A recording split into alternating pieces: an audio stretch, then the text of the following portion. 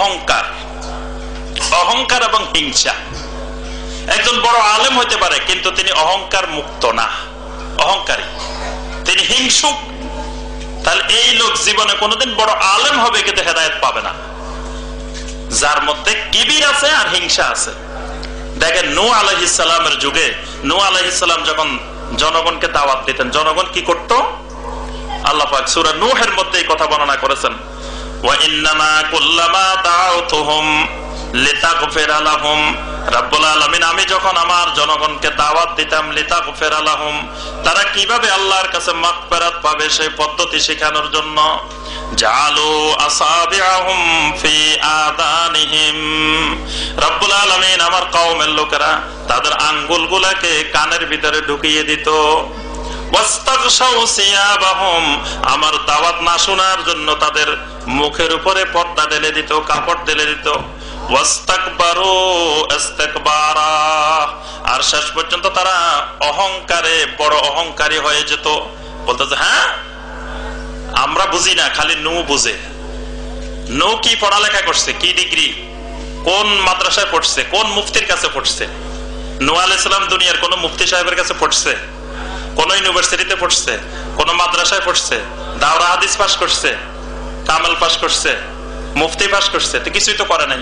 এখন ওই যুগের লোকেরা বলে যে হ্যাঁ আমরা এত বড় বড় বিশাল বিশাল সার্টিফিকেট দাঁড়ি, বিশাল বিশাল ডিগ্রি দাঁড়ি, এত পড়াশোনা করছি, আর তার কথা আমরা শুনবো কেন? এই জিনিস যার মধ্যে ঢুকছে এই লোক কিয়ামত পর্যন্ত হেদায়েত পাবে না। অহংকার এবং হাসাদ। ফেরাউন হেদায়েত পায় নাই, না পাওয়ার কারণ কি? অহংকার, কিবির। ইবলিস হেদায়েত পায় নাই, কি জন্য? দুই কারণে পায় নাই, একটা অহংকার আর একটা যুক্তিবাদী। একটা হলো অহংকারী হওয়া আর একটা যুক্তিবাদী হওয়া, এই জন্য হেদায়েত পায় নাই। একটা অহংকার হলো কি আবা ওয়াস্তাকবারা ওয়া কানা মিনাল কাফিরিন, আল্লাহ পাক বলছে সে ইস্তিকবার, অহংকারী হয়ে গেছে, এজন্য সে হেদায়েত পায় নাই। আরেকটা পায় নাই, যুক্তিবাদী হয়েছে। আল্লাহ পাক বললেন যে উসজুদু লি আদম, আদমকে সিজদা করো। ইবলিস বলে উঠলো খালাকতানি মিন নার ওয়া খালাকতাহু মিন তিন, আল্লাহ পাক আমাকে সৃষ্টি করেছেন আপনি আগুন থেকে, আর আদমকে সৃষ্টি করেছেন মাটির থেকে।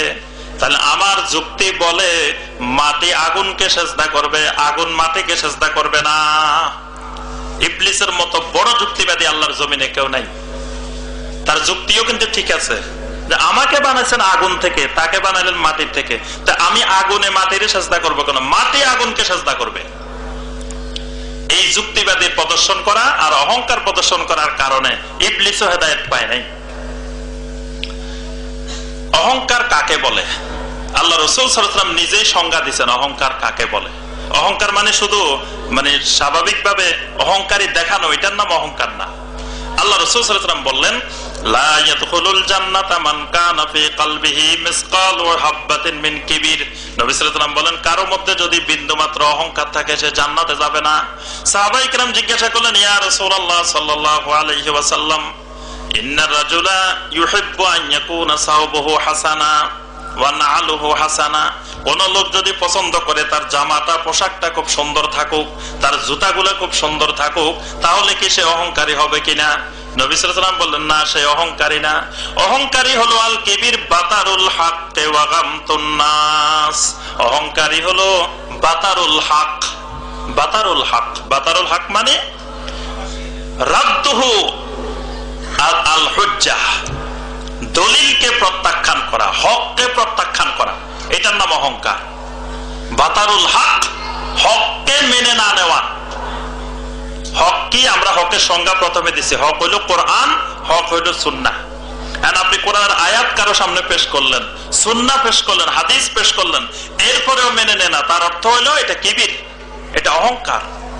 অহংকারে মেনে না, হ্যাঁ আমি এত বড় মুফতি সাহেব, আবার এতদিন পর্যন্ত আমাদের উস্তাদরা এইভাবে বলে আসছে, আমাদের আকাবেরদেরকে এইভাবে দেখছি, এখন আবার এই লোক লেখাপড়া জানে না, কিছু জানে না, এই লোক ডাক্তার, ডাক্তারি করবো, এই লোক কেন আসি ফতোয়া বলে, বাস এটা মানা যাবে না।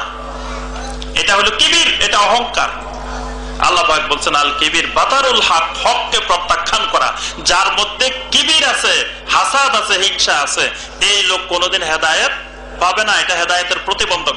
বড় মুফতি হওয়া যাবে, বড় আলেম হওয়া যাবে, কিন্তু মুহতাদিন হওয়া যাবে না।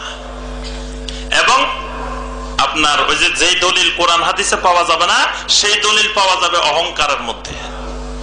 এই জন্য অনেকে দলিল দেয় যে আপনারা এই কথাগুলো বলতেছেন, কিন্তু আমাদের অমুক মুফতি সাহেব তো বলছে না, এটা ঠিক না।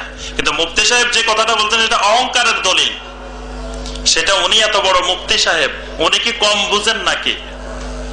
এই অহংকার যার মধ্যে ঢুকেছে, এই অহংকারটা হেদায়েত না পাওয়ার দলিল।